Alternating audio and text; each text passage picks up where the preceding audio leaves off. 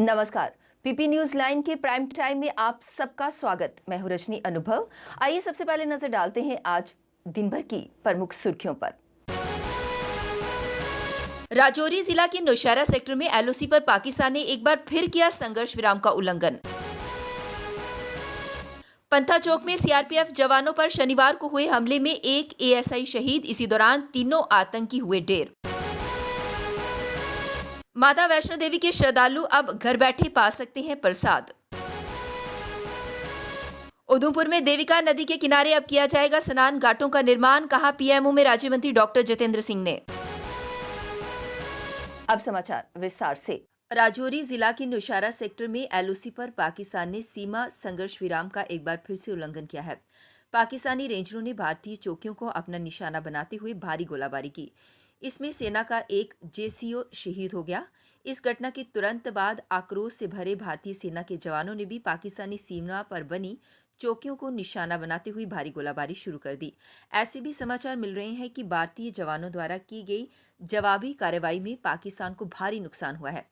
अन्य विवरण प्रतीक्षारत हैं। ग्रीष्मकालीन राजधानी के प्रवेश द्वार पंथा चौक में सीआरपीएफ के जवानों पर शनिवार रात को हमला कर भागे 3 आतंकियों को मुठभेड़ में मार गिराया गया है। इस मुठभेड़ में पुलिस विभाग में असिस्टेंट सब इंस्पेक्टर के पद पर कार्यरत एक पुलिसकर्मी बाबूराम गंभीर रूप से घायल हो गए थे, जो बाद में जख्मों का ताव न सहते हुए शहीद हो गए। शनिवार रात करीब 9:15 बजे सीआरपीएफ के जवानों ने पंथा चौक में नाका लगाया था और वहां से गुजरने वाले संदिग्ध वाहनों की जांच की जा रही थी। इसी दौरान एक मोटरसाइकिल पर 3 युवक आए और उन्होंने नाके पर तैनात जवानों पर फायरिंग करना शुरू कर दी। इस फायरिंग के तुरंत बाद जवानों ने मोर्चा संभाल लिया और जवाबी कार्यवाही करना शुरू कर दी, लेकिन किसी तरह से बाइक पे सवार तीनों आतंकी वहां से भाग निकले। माता वैष्णो देवी के श्रद्धालुओं के लिए खुशी की खबर है। अब उन्हें घर बैठे ही माता वैष्णो देवी का प्रसाद मिल जाएगा। इसके लिए श्री माता वैष्णो देवी श्राइन बोर्ड ने जम्मू कश्मीर डाक सेवा से अनुबंध किया है। अभी तक श्रद्धालु ऑनलाइन दर्शन तो कर ही रहे थे, लेकिन उन्हें प्रसाद नहीं मिल पाता था। लेकिन अब श्राइन बोर्ड ने 7 दिन में माता के प्रसाद को देश के किसी भी हिस्से में पहुंचाने की सुविधा शुरू कर दी है। प्रसाद पाने के लिए श्रद्धालु रविवार से ही ऑनलाइन या फिर टेलीफोन से बुकिंग करवा सकते हैं। वीका नदी कायाकल्प परियोजना वर्ष 2021 तक पूरी कर ली जाएगी।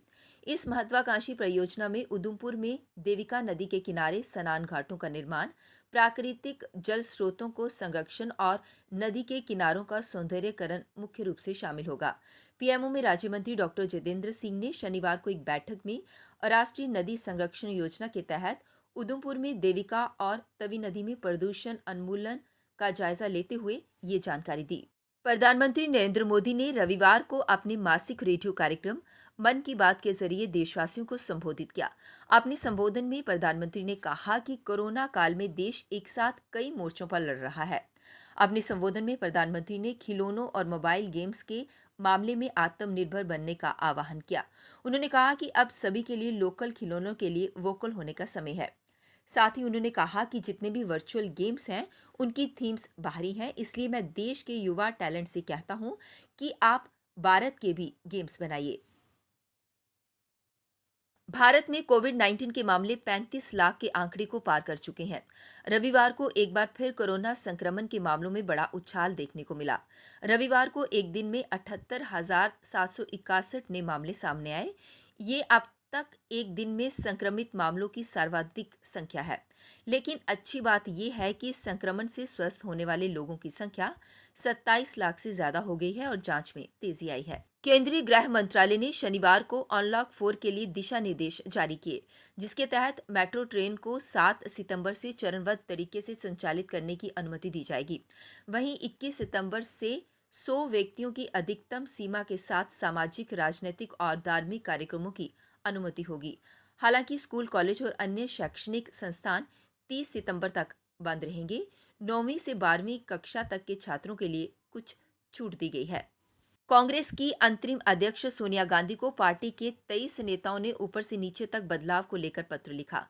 उनमें से एक पूर्व केंद्रीय मंत्री और पार्टी के वरिष्ठ नेता कपिल सिब्बल भी हैं। उनका कहना है कि कांग्रेस कार्यसमिति की बैठक में उनके द्वारा जताई गई चिंताओं पर ना तो बात हुई और ना ही उन्हें साझा किया गया। इतना ही नहीं, जब पत्र लिखने वाले नेताओं पर हमला हुआ तब कोई भी नेता बीच में नहीं आया। वैश्विक कोरोना वायरस मामलों का आंकड़ा लगातार बढ़ता जा रहा है।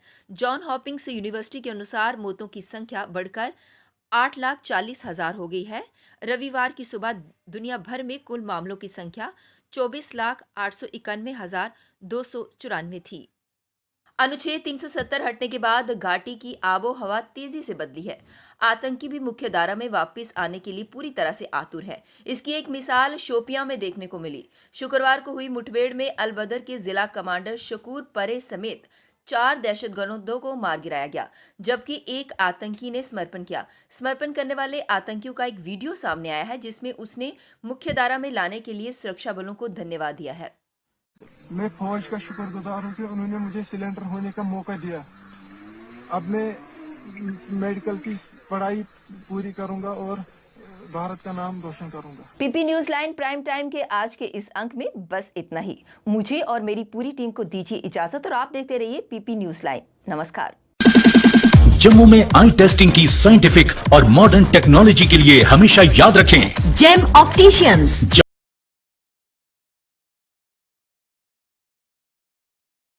एक्सरसाइज, ए स्कैन, बायोमेट्री, पैकीमेट्री और ऑटोमेटेड फील्ड एनालाइजर। और हाँ, हमारे यहाँ बढ़िया क्वालिटी के ब्रांडेड स्पेक्टिकल्स, सनग्लासेस और कॉन्टेक्ट लेंसेज मिलते हैं। आपका भरोसेमंद एक ही नाम, Gem opticians, Gandhinagar. Gem opticians, Nai Basti. Gem opticians, Amphalla. Gem opticians, Trikuta नगर।